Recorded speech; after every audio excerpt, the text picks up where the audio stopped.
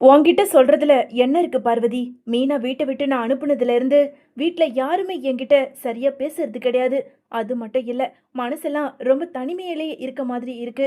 இதெல்லாம் எதுக்காக தோணுதுன்னே தெரியல அப்படின்னு சொல்லிட்டு இங்க விஜயா ரொம்ப மனசு வருத்தப்பட்டு பார்வதி வீட்டுக்கு வந்து சொல்ல, இங்க பார்வதியோ, இங்க பாரு விஜயா, என் மனசுல பட்டத நான் சொல்றேன். நீ பணக்கார மருமகன் சொல்லி அந்த ரோகிணிய கூட்டிட்டு வந்தியே, அவ மட்டும் உனக்கு உண்மையான மருமகளாவா இருந்தா? இல்லையே. உங்க ஒட்டுமொத்த குடும்பத்தோட தலையிலயும் மிளகாவ அரைச்சிட்டு போனவ தானே. ஆனா அவளையே நீ எவ்வளவு தூரம் தூக்கி தலை மேல வச்சுக்கிட்டு ஆடுன. ஏன் ரவி கூட்டிட்டு வந்த அந்த ஸ்ருதியை எடுத்துக்க உனக்கு மரியாதை கொடுக்கறாளா? யோசி. ஆனா மீனா, என்னதான் நீ அடிச்சாலும் திட்டுனாலும் சரி, அவளுக்கு நீ என்னதான் துரோகம் பண்ணாலும் சரி, உன் காலே கெதின்னு உன்னையே சுத்தி சுத்தி உன் வீட்டை சுத்தி சுத்தி வருவாளே தவிர ஒரு நாளும் உன்னை பத்தி என்கிட்ட வந்து ஒரு குறையும் சொன்னதில்ல. சொல்லப்போனா 3 மருமகள்ல மீனா மாதிரி ஒரு மருமக உனக்கு கிடைக்கிறதுக்கு நீ கொடுத்து வச்சிருக்கணும். இதெல்லாம் உனக்கு எங்க புரிய போகுது? இப்ப தனிமையா இருக்கன்னு சொல்லி இங்க வந்து ஃபீல் பண்ணிக்கிட்டு இருக்க.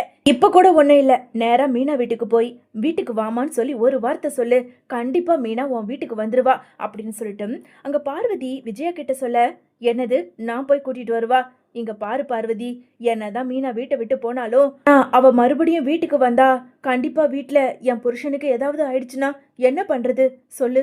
அப்புறம் அந்த சாமியாடி பொம்பளை சொன்னது நிஜமாயிடுச்சுன்னா எனக்கு ரொம்ப கஷ்டமா இருக்கும் அப்படின்னு சொல்லிட்டு அங்க விஜய சொல்ல, அடைச்சி வாய முடு. எப்ப பாரு சாமியாடி பொம்பளை பொம்பளைன்னு உனக்கு கொஞ்சமாவது புத்தி இருக்கா? சரி, நான் கேட்கறதுக்கு பதில் சொல்லு. அந்த சாமியாடி பொம்பளை உனக்கு யார் அறிமுகப்படுத்துனது சொல்லு, அத முதல்ல சொல்லு அப்படின்னு சொல்லிட்டு இங்க பார்வதி கேட்க, அதுவா, அதான் அந்த சிந்தாமணி. அப்படி போடு. அந்த சிந்தாமணி கூட சேராத சேராதன்னு எத்தனையோ தடவை நான் உனக்கு அட்வைஸ் பண்ணேன். ஆனா என் பேச்சு கேட்கல. அந்த சிந்தாமணியை நம்பி இப்போ அந்த சாமியாடி பொம்பளை சொல்றதையும் கேட்டு நல்ல மருமகளான அந்த மீனாவை வீட்டை விட்டு அனுப்பியிருக்க. இப்போ கூட ஒன்றும் இல்லை, அந்த சிந்தாமணி நல்லவளே கிடையாது. அவ ஏதோ பக்காவா திட்டம் போட்டு உன்னை இந்த மாதிரி ஒரு சதி வலையில சிக்க வச்சு மீனாவை வீட்டை விட்டு துரத்தணும் தான் ஏதோ பண்ணியிருக்கா. கண்ட பேரும் சாமி வேஷத்தை போட்டுக்கிட்டு நான் சொல்றது உண்மை உண்மைன்னு இந்த உலகத்துல சுத்திக்கிட்டு இருக்காங்க. ஆனா எந்த ஒரு உண்மையான சாமியும் எதிர்காலத்துல நடக்க போறத நம்ம கிட்ட சொன்னதே கிடையாது. அப்படி எந்த சாமியை தான் நீ விஜயா பார்த்துட்டு வந்த அப்படின்னு சொல்லிட்டு அங்க பார்வதி கேட்க, அது வந்து முதல்ல நான் நம்பல தான் பார்வதி. ஆனா அந்த சிந்தாமணி ஒரு கோவிலுக்கு கூட்டிட்டு போனாங்க. பக்கத்துல இருக்கே கருமாரியம்மன் கோவில். அங்க கூட்டிட்டு போனதுக்கு அப்புறம் தான் அந்த சாமியாடி பொம்பளை உக்காந்து இருக்க எல்லாரையும் கூப்பிட்டு குறி கரெக்டா சொல்றாங்க. அப்போ அவங்கள நம்புற மாதிரி தானே. அதுக்கேத்த மாதிரி என் புருஷனுக்கும் அடிபட்டு கிடந்தது. இந்த மாதிரி விஷயம்லாம் நடக்கும்போது எப்படி நான் சாமியாடி பொம்பளைய நம்பாம இருக்க முடியும்? நீயே சொல்லு அப்படின்னு சொல்லிட்டு இங்க விஜயா சொல்ல, இங்க பாரு, எந்த கோவில்னு சொன்ன? பக்கத்துல இருக்க கருமாரியம்மன் கோவில். சரி வா, அது உண்மையான சாமியா இருந்தா கண்டிப்பா அந்த கோவில்ல ஐயருன்னு ஒருத்தர் இருப்பார்ல, அவர்கிட்ட போய் இந்த மாதிரி ஒரு சாமியாடி பொம்பளை இந்த கோவில்ல குறி சொல்லுதான் கேட்போம். அப்படி ஆமா அவங்க சொல்றதெல்லாம் உண்மைன்னு அவங்க சொன்னாங்கன்னா நான் நம்புறேன். என்ன சொல்ற அப்படின்னு சொல்லிட்டு இங்க பார்வதி சொல்ல, உடனே விஜயாவுமே சரி பார்வதி, நீ சொல்றதுக்காக நான் உன் கூட வரேன் அப்படின்னு சொல்லிட்டு இங்க பார்வதியும் விஜயாவும் நேரா அந்த குறி சொன்ன அந்த கோவிலுக்குமே போறாங்க. போன கொஞ்ச நேரத்துல அங்க இருந்த ஐயர்கிட்ட இங்க பார்வதி, ஏன் சாமி உங்ககிட்ட ஒரு முக்கியமான விஷயம் கேட்கணும். கொஞ்ச நாளைக்கு முன்னாடி இல்ல சமீபமா இங்க ஏதாவது ஒரு சாமி, அதாவது குறி சொல்றவங்க இந்த கோவில்ல இருக்காங்களா அப்படின்னு சொல்லிட்டு அங்க இருந்த ஐயர்கிட்ட பார்வதி கேட்க, இல்லையே தாயி, அப்படியெல்லாம் யாரும் இங்க இருந்ததே கிடையாதே. இது நாள் வரைக்கும் அப்படி யாரும் குறி சொல்றவங்க இந்த கோவிலுக்கு வந்ததும் கிடையாது. நாங்க அதுக்கு அனுமதிக்கவும் மாட்டோம் அப்படின்னு சொல்லிட்டு அங்க இருந்த ஐயர் சொன்னதை கேட்டதும் உடனே பார்வதி விஜயாவை பார்த்து, பாத்தியா விஜயா, இப்போ இந்த ஐயர் சொல்றதை கேளு, நீயே கேளு. அப்படி நல்லா குறி சொல்றவங்க ஃபேமஸான ஆளுனா கண்டிப்பா ஐயருக்கு தெரிஞ்சாகணும்ல. அப்படி யாருமே இங்க கிடையவே கிடையாது. அப்போ அந்த சாமியாடி பொம்பளை இந்த இடத்துல ஒரு நாடகத்தை நடத்தியிருக்கு. அது கூட புரிஞ்சுக்காம முட்டாள் மாதிரி மீனாவை வீட்டை விட்டு அனுப்பியிருக்க. ஆமா, அந்த சிந்தாமணி தானே அந்த சாமியாடி பொம்பளைய உனக்கு அடையாளம் காட்டுச்சு. இப்பவே போய் அந்த சாமியாடி பொம்பளைய பத்தி அந்த சிந்தாமணி கிட்டே கேட்போம் வா. அப்படி அந்த சிந்தாமணி பொம்பளை அந்த சாமியாடி பொம்பளைய நம்ம கண்ணுல காட்டுச்சுன்னா கண்டிப்பா நான் உண்மை நம்புறேன். வா போலாம் அப்படின்னு சொல்லிட்டு அங்க பார்வதி விஜயாவை நேரா சிந்தாமணியோட வீட்டுக்கு கூட்டிட்டு போறாங்க. இன்னொரு பக்கம் சிந்தாமணி வீட்டுல இருந்து வெளியே ரேக்கா வர, இங்க விஜயாவோ உங்க அம்மா இருக்காங்களாம்மா அப்படின்னு சொல்லி கேட்க, அம்மா உள்ளதான் இருக்காங்க ஆண்டி அப்படின்னு சொல்லிட்டு இங்க ரேகா வெளியே போக, விஜயாவும் பார்வதியும் சிந்தாமணியோட வீட்டுக்குள்ள போக, அதே நேரம் இங்க ரோகிணி சிந்தாமணி கூட நின்று பேசிக்கிட்டு இருக்காங்க. ஆண்டி என்ன ஆண்டி இன்னைக்கு வர சொல்லியிருந்தீங்க அப்படின்னு சொல்லிட்டு அங்க சிந்தாமணி கிட்ட இங்க ரோகிணி கேட்க, அதுவாமா விஷயத்த கேள்விப்பட்டியா ரோகிணி? நாம திட்டம் போட்ட மாதிரி அந்த மீனாவை விஜயா வீட்டை விட்டு அனுப்பிட்டா. இனிமே நீ ஈஸியா அந்த வீட்டுக்குள்ள போகலாம். அடுத்ததா என்ன திட்டம் போட்டிருக்க அப்படின்னு சொல்லிட்டு அங்க சிந்தாமணி ரோகிணிய வர வச்சு பேச, உடனே ரோகிணி இருந்துகிட்டு, ஆண்டி இப்போதான் ஆண்டி எனக்கு ரொம்ப சந்தோஷமா இருக்கு. நீங்க எனக்கு தங்க இடமும் கொடுத்து எனக்கு செலவுக்கு பணத்தையும் கொடுத்து இப்போ அந்த வீட்டுக்குள்ள நான் ஈஸியா உள்ள நுழையறதுக்கு எனக்கு வழியும் பார்த்து கொடுத்துருக்கீங்களே. அதை நினைக்கும் போது எனக்கு ரொம்ப சந்தோஷமா இருக்கு. நான் உங்களுக்கு தான் நன்றி சொல்லணும். சீக்கிரமா எனக்கும் மனோஜுக்கும் டிவோர்ஸ் கேஸ் கோர்ட்டுக்கு வரும்போது நான் உண்மையை நிரூபிச்சு எப்படியாவது நான் வீட்டுக்குள்ள போவேன். இது நடக்கும் ஆண்டி அப்படின்னு சொல்லிட்டு அங்க ரோகிணி சொல்ல, உடனே சிந்தாமணியோ இதை தான் எதிர்பார்த்தேன். சீக்கிரமா நீ மனோஜ் கூட சேர்ந்து அந்த வீட்டுல சந்தோஷமா வாழணும் அப்படின்னு சிந்தாமணியும் ரோகிணியும் பேசிக்கிட்டு இருக்கிறத பார்வதியும் விஜயாவும் கேட்டுடுறாங்க. உடனே பார்வதியோ விஜயாவை பார்த்து, ஏன் விஜயா, இப்பயாவது அந்த சிந்தாமணியை பத்தி உனக்கு தெரியுதா? பாரு, நல்லா பாரு. உன் கண்ணு முன்னாடியே எப்படி பக்காவா திட்டம் போட்டு அந்த சாமியாடி பொம்பளைய வச்சு மீனாவை உன் கையாலேயே உன் வாயாலேயே கழுத்து பிடிச்சி வெளியே தள்ளாத குறையா எப்படி திட்டம் போட்டிருக்காங்க நீயே பாரு. என்னமோ என் மருமகன்னு நீ தூக்கி தலை மேல வச்சுக்கிட்டு இருந்த மருமக இப்போ உனக்கு எதிரா உங்க வீட்டுக்கு எதிரா ஒரு சதி திட்டத்தை இந்த சிந்தாமணி கூட சேர்ந்து ஒரு பக்காவா திட்டத்தை போட்டு நடத்தியிருக்காங்க. இது கூட தெரியாம இவங்க கூட சேர்ந்துக்கிட்டு நீயும் முட்டாள் மாதிரி நடந்திருக்க அப்படின்னு பார்வதி இங்க விஜயாவை பார்த்து பயங்கர கோபத்தோட பேச, உடனே இங்க விஜயாவோ மனசு வருத்தப்பட்டு, ஐயோ பார்வதி, சத்தியமா இந்த சிந்தாமணி இப்படி ஒரு கேவலமா நடந்துப்பான்னு நான் நினைக்கவே இல்லை. எனக்கு ஒரு நல்ல ஃப்ரெண்டா இருக்கான் தான் இவ கூட நான் இத்தனை நாளா இருந்தேன். ஆனா எனக்கு பிடிக்காத அந்த கேவலம் அந்த ரோகிணி கூட சேர்ந்துக்கிட்டு இப்படி ஒரு திட்டத்தை போட்டு மீனாவை வீட்டை விட்டு அனுப்புற வரைக்கும் வச்சிருக்காங்க. இல்ல, நான் இதை விடவே மாட்டேன். இப்பவே போய் நான் சிந்தாமணி கிட்ட கேட்க தான் போறேன் அப்படின்னு சொல்லிட்டு இங்க விஜயா சொல்ல, உடனே பார்வதி இருந்துகிட்டு, போதும் நிறுத்துறியா? இதுக்கு மேலேயும் நீ அவகிட்ட பேசணும்னு எந்த அவசியமும் இல்லை. அதான் உண்மையை தெரிஞ்சுக்கிட்டல. இப்போ நீ போய் அவகிட்ட கேட்டுட்டா மட்டும் அப்படி உண்மையெல்லாம் நான் தான் பண்ணன்னு ஒத்துக்க போறாளா என்ன? இல்லவே இல்லை. இனிமேலும் நீ அந்த சிந்தாமணி கூட சேர்ற சகவாசத்தை நிறுத்து. நீ வா, நாம போலாம். மீனாவை எப்படியாவது கூட்டிட்டு வருவோம் வீட்டுக்கு, வா அப்படின்னு சொல்லிட்டு அங்க விஜயாவை சமாதானப்படுத்தி அங்க இருந்து கூட்டிட்டு போறாங்க பார்வதி. ஆட்டோல போய்கிட்டு இருக்கும்போதே இங்க விஜயா மனசு வருத்தப்பட்டு கண்ல இருந்து தண்ணி வர, உடனே இங்க பார்வதியோ, விஜயா இப்பவாவது நீ திருந்தனியே.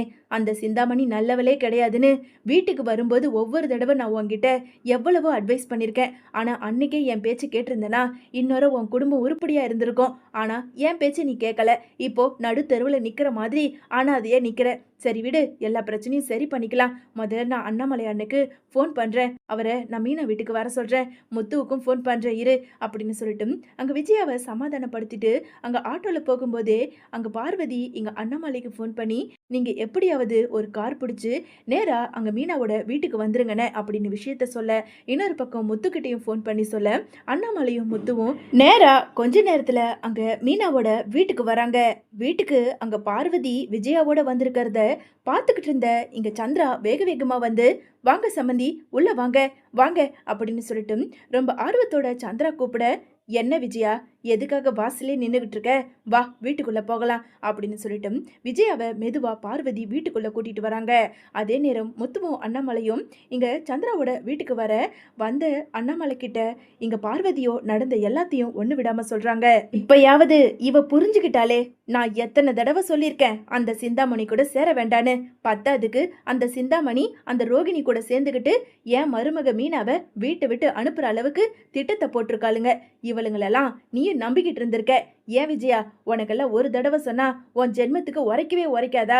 இப்பயாவது அந்த சிந்தாமணியை பத்தி நீ புரிஞ்சுக்கிட்டியே அப்படின்னு சொல்லிட்டு எங்க அண்ணாமலை சொல்ல, உடனே முத்து இருந்துக்கிட்டு, அப்பா இப்பதான்ப்பா எனக்கு ஒன்று தெளிவா புரியுது. பழக்குறலம்மா மீனா கிட்ட ஏற்கனவே சொல்லியிருக்குது, நீ வீட்டை விட்டு போனதுல அந்த ரோகிணிக்கு ஏதோ ஒரு சம்மந்தம் இருக்குன்னு.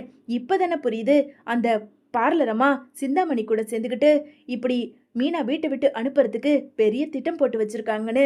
அது மட்டும் இல்லப்பா, அந்த சாமியாடி பொம்பளை மூலியமா அம்மாவை கவுக்க வச்சு கடைசியில உங்களை இந்த மாதிரி ஆக்சிடென்ட் பண்ணி உங்களை படுத்த படுக்கை ஆக்குனதுக்கும் அந்த சிந்தாமணி தான்ப்பா காரணமா இருக்கும். கூடவே அந்த பார்லர் அம்மாவும் இந்த கேடு கெட்ட வேலையை பார்த்து வச்சிருக்குங்க போல. இனிமே அதுங்க ரெண்டுத்தையுமே சும்மா விடக்கூடாதுப்பா அப்படின்னு சொல்லிட்டு அங்க இருந்த முத்து சொல்ல உடனே பார்வதி இருந்துகிட்டு, போதும் போதும் முத்து, இதோட இந்த பேச்சை விட்டுடுங்க. ஆமா, மீனா எங்க அப்படின்னு சொல்லிட்டு சந்திரா கிட்ட கேட்க, இதோ இப்பதான் ஃபோன் பண்ணியிருக்கேன், இன்னும் கொஞ்ச நேரத்துல வந்துடுன்னு சொன்னா அப்படின்னு சந்திரா பேசிக்கிட்டு இருக்கும்போதே இங்க மீனா வீட்டுக்குள்ள வராங்க. உடனே பார்வதி, வா மீனா உள்ள வா அப்படின்னு சொல்லிட்டு உள்ள கூப்பிட, இங்க எல்லாருமே வந்திருக்கிறத பார்த்ததும் இங்க மீனாவுக்கு ஒரு குழப்பமா இருக்கிறத பார்த்ததும், சொல்லுங்க ஆண்டி அப்படின்னு சொல்லிட்டு இங்க மீனா கேட்க, மீனா, விஜயா எதுக்கு வந்திருக்கா தெரியுமா? அந்த சிந்தாமணியை பத்தி எல்லாத்தையும் தெரிஞ்சுக்கிட்டு தான் உன்னை மனசார வீட்டுக்கு கூட்டிட்டு போலான்னு விஜயா வந்திருக்கா. என்ன விஜயா, வந்ததுல இருந்து நான் தான் பேசிக்கிட்டு இருக்கேன், நீ என்னமோ அப்படியே அமைதியா இருக்க அப்படின்னு சொல்லிட்டு அங்க பார்வதி சொல்ல உடனே அண்ணாமலை இருந்துகிட்டு, அது எப்படி பார்வதி, மீனா கிட்ட அவ்வளவு சீக்கிரம் விஜயா பேசிடுவாளா? ஏன்னா மீனாக்கு கொஞ்ச நெஞ்ச துரோகத்தையா பண்ணிருக்கா? அவ்வளவு தப்பையும் பண்ணதுனாலதான் இப்போ துக்கம் தொண்டை அடைக்குது போல இருக்கு, வாயை மூடிக்கிட்டு இருக்கா. ஏன் விஜயா, வந்த வேலை ஆகட்டும், சீக்கிரமா மீனா கிட்ட பேசு, என்னென்ன பேசணுமோ பேசு அப்படின்னு சொல்லிட்டு அண்ணாமலை சொல்ல உடனே விஜயாவோ இங்க மீனா கிட்ட வந்து மீனாவோட கையை பிடிச்சு, இங்க பாரு மீனா, நான் நிறைய தப்பு பண்ணியிருக்கேன், அதுவும் குறிப்பா சொல்ல போனா உனக்கு நான் நிறைய துரோகம் பண்ணியிருக்கேன். நான் பண்ணது தப்பு தான், ஆனா இப்போ நான் நல்லாவே உணர்ந்துட்டேன். ஆமா, அந்த வீட்டில் நான் இருக்கிறதும் ஒண்ணுதான், இல்லாம இருக்கிறதும் ஒண்ணுதான். நீ எப்போ அந்த வீட்டை விட்டு வெளியே போனையோ அப்பத்துல இருந்து தான் உன்னை நான் புரிஞ்சுக்கிட்டேன், உன்னோட அருமைகளெல்லாம் நான் தெரிஞ்சுக்கிட்டேன், என்ன நீ எவ்வளவு கண்ணும் கருத்துமா பார்த்துக்கிட்டன்றத நான் புரிஞ்சுக்கிட்டேன். தயவு செஞ்சு என்னை மன்னிச்சிரு மீனா அப்படின்னு சொல்லிட்டு இங்க விஜயா சொல்ல உடனே மீனாவோ அங்க விஜயாவை பார்த்து, ஐயோ அத்தை, என்ன அத்தை பெரிய பெரிய வார்த்தைகள் எல்லாம் விட்டுக்கிட்டு இருக்கீங்க? இல்ல மீனா, கண்டிப்பா நீ என்னை மன்னிச்சுதான் ஆகணும்.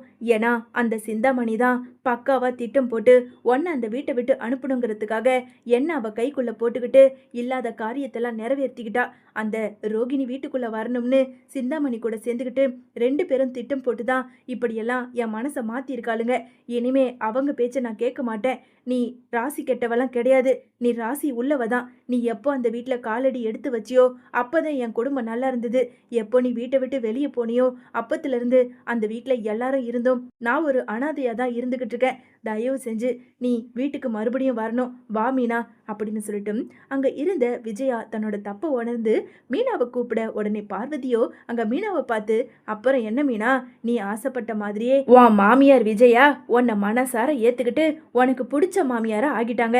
இனிமே எதுக்காக நீ இங்க இருக்கணும், இப்பவே உன் மாமியார் கூட பொட்டி படுக்கையெல்லாம் எடுத்துக்கிட்டு வீட்டுக்கு போ அப்படின்னு சொல்லிட்டு மீனா கிட்ட பார்வதி ரொம்ப சந்தோஷத்தோட சொல்ல, இங்க சந்திராவோ போயிட்டு வா மீனா, இனி உன் வாழ்க்கை நல்லா இருக்கும் அப்படின்னு சொல்லிட்டு மீனாவை வழி அனுப்ப இங்க விஜயா மீனாவோட கையை பிடிச்சுக்கிட்டு நேரா விஜயாவோட வீட்டுக்கு கூட்டிட்டு போறாங்க.